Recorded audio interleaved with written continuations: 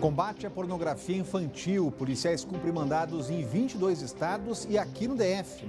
Espaço abandonado, que um dia foi uma creche, vira abrigo para usuários de drogas na Candangolândia.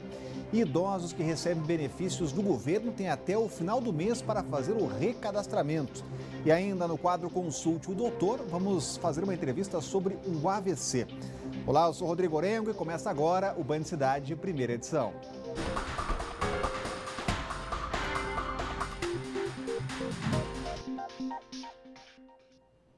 Na Candangolândia, um prédio que era sede de uma creche virou motivo de dor de cabeça.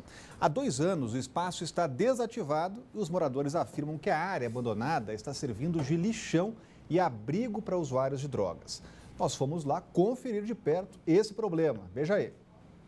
O prédio fica perto do quartel do Corpo de Bombeiros e da Praça do Bosque, na Candangolândia. Há cerca de 2 anos, uma creche funcionava no local. Mas a administração da região disse que a mantenedora, que tinha um convênio com a Secretaria de Educação, desfez o contrato e o prédio ficou abandonado. Edgar mora há 35 anos na Candangolândia e vê a necessidade de uma creche para atender a comunidade.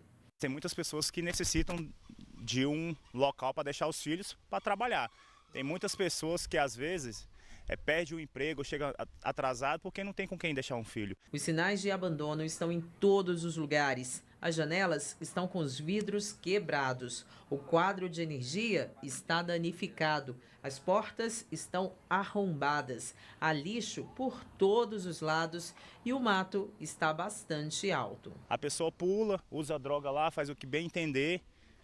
E os vizinhos aqui do lado tem uma igreja, aqui na frente um bombeiro, para cá tem as casas e todo mundo sofre na realidade com esse abandono, esse descaso na realidade desse órgão aqui. Apesar de toda essa sujeira e dos sinais de abandono, a administração da Candangolândia informou que faz limpezas periódicas, além de vistorias no prédio, para evitar danos à comunidade.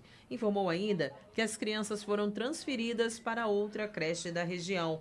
A Juliana, que é mãe de 3 filhos, sabe bem como ter uma creche por perto faz falta. Tem muitas mães aqui desempregadas, precisando trabalhar e a gente perdendo um espaço desse tão bom que poderia estar aqui funcionando, atendendo muitas crianças, muitos pais que necessitam desse espaço aqui. Em nota, a administração da Candangolândia completou dizendo que tem trabalhado para reativar o espaço, citado na reportagem. Só não explicou quando e como essa revitalização será feita. A gente vai conversar sobre esse assunto. O Cláudio Humberto já está com a gente por aqui. Se não tem crianças na creche, acaba sendo ocupado lá por moradores de rua, Cláudio. E até parece que Brasília e as famílias pobres nem só, não precisam de creche, né, dado esse abandono, né? E a creche certamente não foi mantida pela dificuldade de receber os recursos prometidos pelo governo do Distrito Federal. É vergonhoso, né? A gente viu aqui na época, no início do governo, primeiro ano de governo, primeira metade do atual governo de Hollenberg, o número de creches, inúmeras creches que foram construídas pelo governo anterior e faltava muito pouco, algumas faltavam 1% da obra para acabar e simplesmente eles não concluíam para não ter que pagar o que era devido às empresas construtoras e com isso muitas creches deixaram de ser utilizadas. E também teve esses casos de creches que eram até iniciativas particulares de donas de casa, de professoras e tal, eu conheço alguns casos assim, mas que funcionam graças aos convênios com a Secretaria de Educação e o dinheiro que não é pago acaba inviabilizando a própria creche e acontecendo isso aí, uma situação de abandono lamentável. Se você identifica algum problema como esse, pode mandar para a gente aqui no nosso canal direto para fazer denúncias, mandar vídeos, mostrar os problemas. Aí onde você mora é o nosso WhatsApp, anote aí nosso número que é o 99976-9204, está aparecendo aí na tela.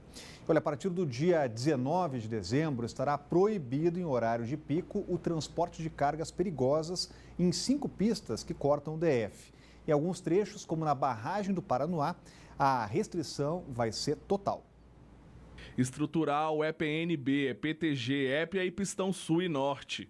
Essas são as 5 vias do Distrito Federal que estarão proibidas a circulação de veículos com produtos perigosos. A partir de 19 de dezembro, caminhões que façam o transporte de combustível ou materiais hospitalares, por exemplo, não poderão rodar entre as 6 e 9 da manhã e 5 e meia da tarde e 7 e 15 da noite nessas vias. Na barragem do Paranoá, a restrição será total.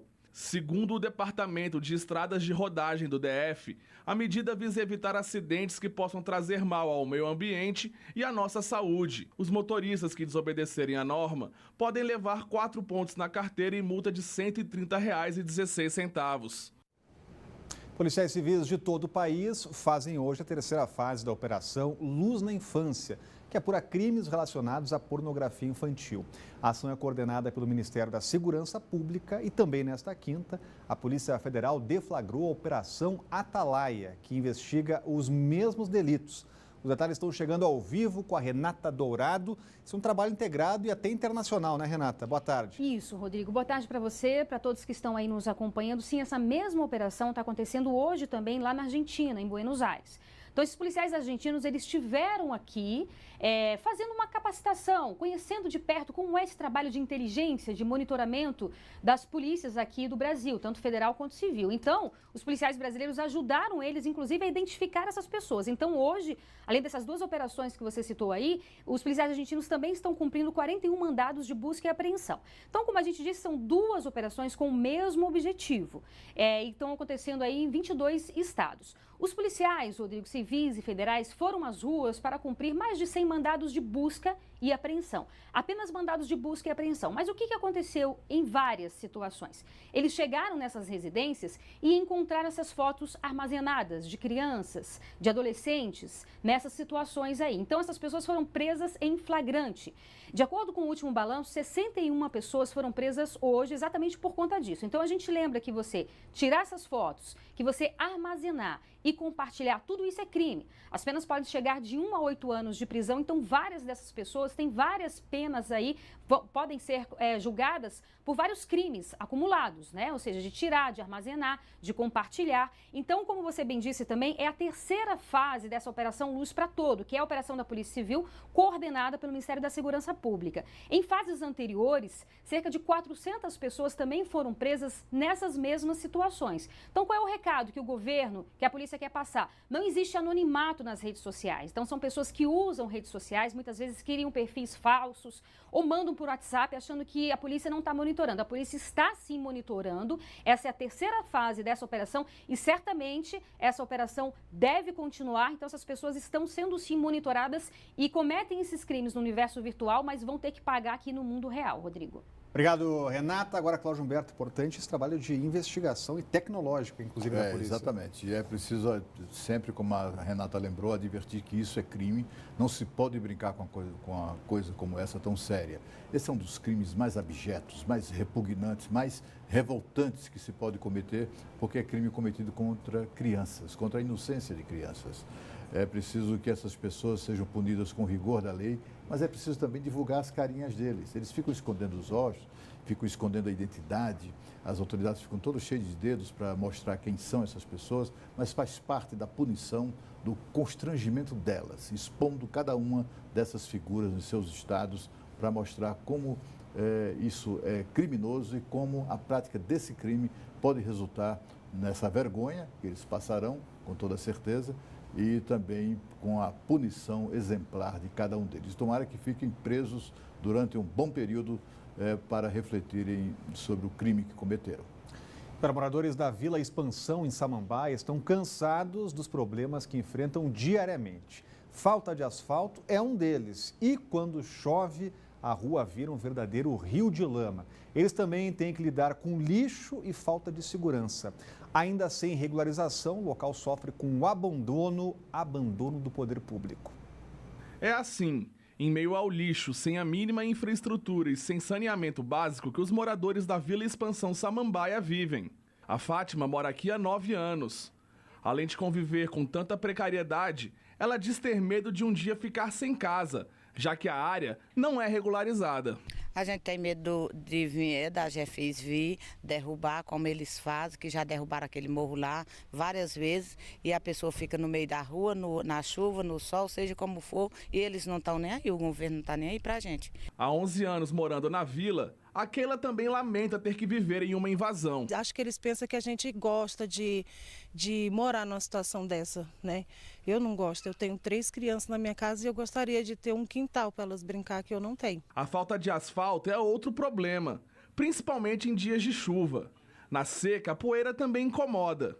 A população da vila ainda convive com medo da fiação elétrica que cruza a região provoque alguma tragédia. Se um fio desse desabar, morre muita gente, que é o nosso perigo, e a gente tem medo aqui, porque isso é muito perigoso. De acordo com este líder comunitário, já foram realizadas reuniões e audiências públicas com o governo para que a região seja regularizada. O problema é que nada do que é prometido pelas autoridades é de fato cumprido. Essas promessas aí já tem longos anos, né? Então, na verdade, você vê que a insuficiência do governo nessa localidade aqui é para todo mundo ver, né? A insuficiência de acordos em habitação. Então, tem muito se fala e nada foi feito na habitação nesse setor.